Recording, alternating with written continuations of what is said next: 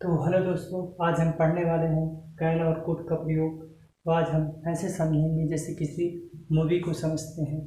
हम पूरी मूवी को देखकर अच्छे से समझ जाते हैं, उसी तरह मैं आपको समझाऊंगा कि आप कैसे कुड और कैन का यूज समझ सकते हैं। तो आइए स्टेप बाय स्टेप सीखते हैं। घबराने की कोई ज़रूरत नहीं है, बड़ी आसान ट्रिक है। ठीक, तो पहली बात मैं बताऊँ आपको। तो पहला है, कैन का यूज कहाँ करते हैं? प्रेजेंट में। और इसी का पास्ट क्या होता है? कुड। कुड का यूज करते हैं पास्ट में। इतनी चीज़ें समझ आई। उसके बाद इन दोनों मॉडल वर्ब का यूज करते हैं। कहाँ करते हैं इन दोनों मॉडल वर्ब का यूज? तो ये दोनों मॉडल वर्ब का यूज होता है एबिलिटी यानी योग्यता को बताने के लिए, दूसरा कैपेसिटी यानी क्षमता को बताने के लिए, तीसरा है पावर यानी शक्ति को बताने के लिए प्रयोग करते हैं। कुछ नोट्स है जो जानना हमें बहुत ज़रूरी है। ठीक, कुड का यूज कहाँ करेंगे? जब वाक्य के अंत में सत्ता था, सकते थे, शक्ति थी, और सका, सके, सकी ऐसे शब्द आ जाते हैं तो हमें समझ जाना चाहिए कि वहाँ पर कुड का यूज होगा। ठीक, उसके बाद कैन का यूज वाक्य के अंत में क्या आएगा? सकता है, सकते हैं, शक्ति है। ठीक, ऐसे ही शब्द आएंगे। इससे हमें क्या जानना चाहिए कि वहाँ पर कैन का यूज होता है और ये तीन बातें लागू होती है उसमें: शक्ति, क्षमता और योग्यता।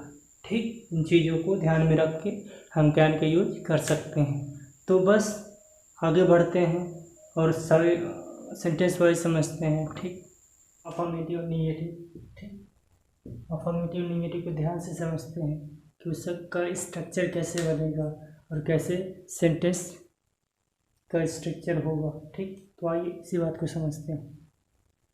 तो आइए समझते हैं हम अफर्मेटिव और निगेटिव सेंटेंस को कि इसका स्ट्रक्चर कैसे बनेगा। तो पहले हम देख लेते हैं अफर्मेटिव का स्ट्रक्चर। तो अफर्मेटिव के स्ट्रक्चर में पहले आएगा सब्जेक्ट। कैन और कुड में से किसी एक को लगा सकते हैं। ठीक, वर्ब की फर्स्ट फॉर्म प्लस ऑब्जेक्ट। और निगेटिव में क्या है कि सब्जेक्ट आएगा या कैन या कुड, इन दोनों में से किसी एक को, उसके बाद नॉट, फिर उसके बाद मेन वर्ब की फर्स्ट फॉर्म, फिर ऑब्जेक्ट। ये बात समझ में आई।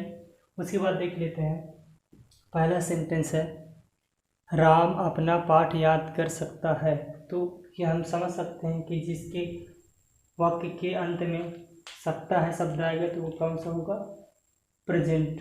तो वहाँ कौन यूज होगा? कैन। ठीक, तो यहाँ पर कैन का यूज हुआ। Ram can learn his lesson.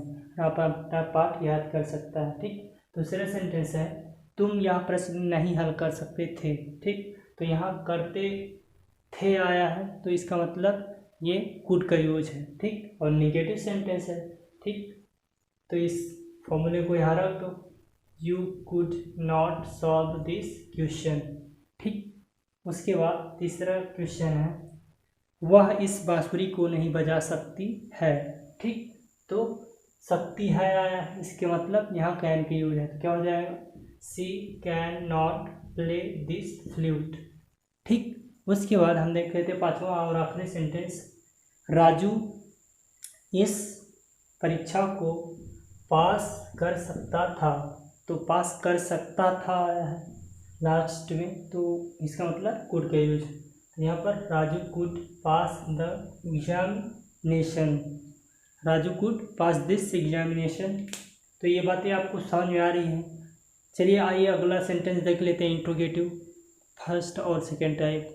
तो आइए दोस्तों हम देख लेते हैं इंट्रोगेटिव सेंटेंस को, उनके दोनों टाइप को। ठीक, तो इंट्रोगेटिव सेंटेंस क्या होगा?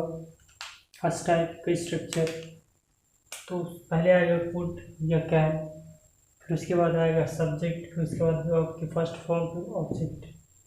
ठीक, उसके बाद सेकेंड टाइप में क्या होगा कि कैन पहले आएगा क्वेश्चन वर्ड, फिर कैन या कुड, फिर सब्जेक्ट, फिर वर्ब की फर्स्ट फॉर्म, फिर ऑब्जेक्ट।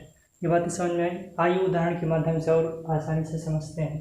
ठीक, पहला उदाहरण, क्या तुम यह प्रश्न हल कर सकते हो? तो जब वाक्य के प्रारंभ में क्या शब्द आया तो पता हो जाना चाहिए कि ये फर्स्ट टाइप इंट्रोगेटिव है।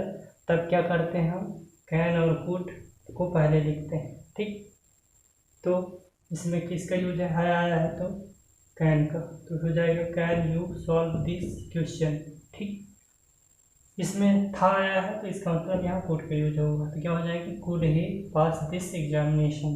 ठीक, उसके बाद यहाँ पर वाक्य के बीच में कौन सा शब्द है, प्रश्नवाचक शब्द है।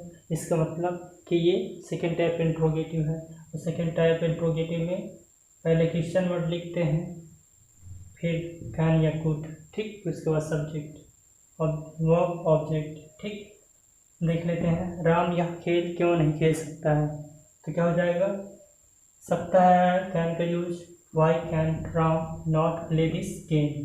ठीक, उसके बाद चौथा और आखिरी सेंटेंस है राधा घर पैदल क्यों जा सकती थी, तो क्या हो जाएगा जा सकती थी आया है, इसका मतलब कुड का यूज है, तो Y could Radha go home on foot. On foot माने क्या होता है दोस्तों, पैदल। ठीक, इतनी बातें समझ में आई, तो ये बातें आपकी समझ में आई हो तो कृपया मेरे वीडियो को ज़रूर से ज़रूर लाइक करें, और इससे अच्छे अच्छे वीडियो मैं लाता रहूँगा। मैंने अपना 100% दिया इस वीडियो में, मेरा साहस बढ़ाते रहें इसी तरह। जय हिंद, जय भारत। अगले वीडियो में फिर मिलते हैं।